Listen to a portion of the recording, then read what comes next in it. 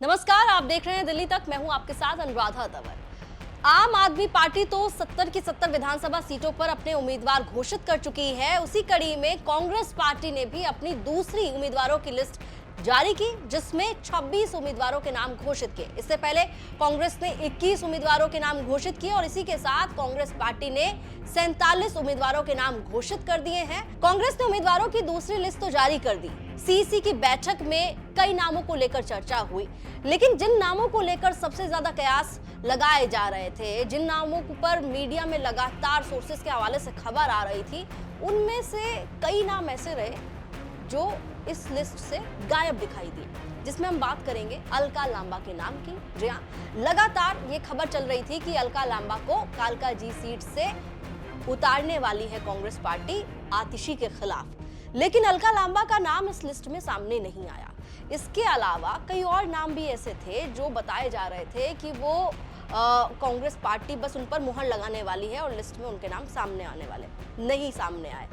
आखिर ऐसा क्या हुआ सीईसी की बैठक में कि अलका लांबा के नाम पर मुहर नहीं लगी या अलका लांबा का नाम जो है वो लिस्ट में नजर नहीं आया? हुआ ये, जो सोर्सेस के हवाले से जानकारी हमें मिली है कि सीईसी की बैठक में इस बात को लेकर चर्चा हुई कि अलका लांबा को कालकाजी सीट से चुनाव लड़ना चाहिए। तमाम लोग जो हैं वो अलका लांबा को चुनाव लड़ाने पर राजी दिखाई दे रहे थे, लेकिन उसके बाद ये चर्चा आ जाती है सामने कि अलका लांबा चुनाव नहीं लड़ना चाहती हैं और इसके साथ ही ये भी चर्चा होती है कि कई और जो कांग्रेस के बड़े नेता हैं वो दिल्ली विधानसभा का चुनाव नहीं लड़ना चाहते हैं। सोर्सेस के हवाले से खबर हम आपको बता रहे हैं। और जब इस तरह की चर्चा हो रही थी सीईसी की बैठक में, तो राहुल गांधी, जी हाँ, उन्होंने पूछा, आप मुझे बताइए कौन कौन ऐसे नेता हैं जो चुनाव नहीं लड़ना चाहते हैं। काफी नाराज राहुल गांधी सीईसी की बैठक में हुए उन नेताओं को लेकर जो चुनाव लड़ने से पीछे हट रहे हैं, जिसमें अलका लांबा का नाम भी बताया जा रहा है कि था।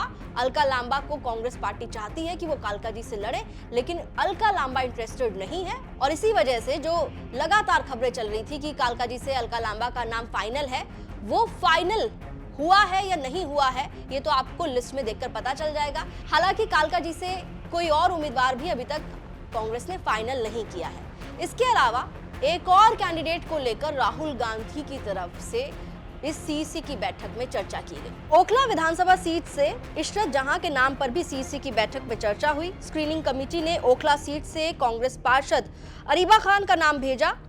इस सीट से एक ही नाम आने पर सीईसी में किसी ने इशरत जहां का नाम भी सामने रखा। इस पर राहुल गांधी ने कहा कि इशरत जहां जो है वो आइकन है और दूसरी ग्राउंड पर है अरीबा खान। तो मीनाक्षी नटराजन ने सीईसी की बैठक में कहा कि हमें एक समस्या का सामना करना पड़ रहा है। कुछ अच्छे और मजबूत नेता विधानसभा चुनाव लड़ने से पीछे हट रहे हैं और इसी पर राहुल गांधी ने कहा कि हमें ऐसे नेताओं के नाम दे दीजिए जो चुनाव लड़ने से मना कर रहे हैं। कांग्रेस पार्टी दिल्ली विधानसभा चुनावों की बात की जाए तो आप देख रहे हैं लगातार 2015 के चुनाव में कांग्रेस पार्टी शून्य पर थी। 2020 के दिल्ली विधानसभा चुनाव में भी कांग्रेस पार्टी का खाता नहीं खुला था। अब 2025 का विधानसभा चुनाव सामने है, लेकिन कांग्रेस पार्टी के जो बड़े नेता हैं वो चुनाव लड़ने से पीछे हट रहे हैं। ये बात हम नहीं कह रहे हैं, सोर्सेस के हवाले से जो जानकारी हमारे पास आई है कि सीईसी की बैठक में ये चर्चा हुई है कि कांग्रेस पार्टी के जो नेता हैं दिल्ली के, वो चुनाव लड़ने में हिचकिचा रहे हैं और पीछे हट रहे हैं, आगे नहीं आ रहे हैं मोर्चा संभालने के लिए। और इसी बात पर राहुल गांधी ने अपनी नाराजगी भी जाहिर की और उन्होंने मांगे हैं उन नेताओं के नाम जो चुनाव लड़ने से पीछे हो रहे हैं। फिलहाल कांग्रेस की ओर से 47 नाम उम्मीदवारों के घोषित कर दिए गए हैं। 23 उम्मीदवार बाकी हैं जिनके नाम की लिस्ट आनी बाकी है। अब देखना होगा कि क्या अलका लांबा मान जाती हैं कालकाजी सीट से चुनाव लड़ने के लिए या किसी और सीट से लड़ती हुई नजर आएंगी। फिलहाल ये तो जब कांग्रेस की अगली लिस्ट सामने आएगी तब पता चलेगा। आप लोगों की क्या राय है कांग्रेस के उम्मीदवारों को लेकर जो अब तक जिनके नाम घोषित किए गए हैं, और इस खबर को लेकर भी आपकी जो राय है आप कमेंट सेक्शन में कमेंट करके हमें बता सकते हैं। दिल्ली से जुड़ी हुई तमाम खबरों के लिए देखते रहिए दिल्ली तक।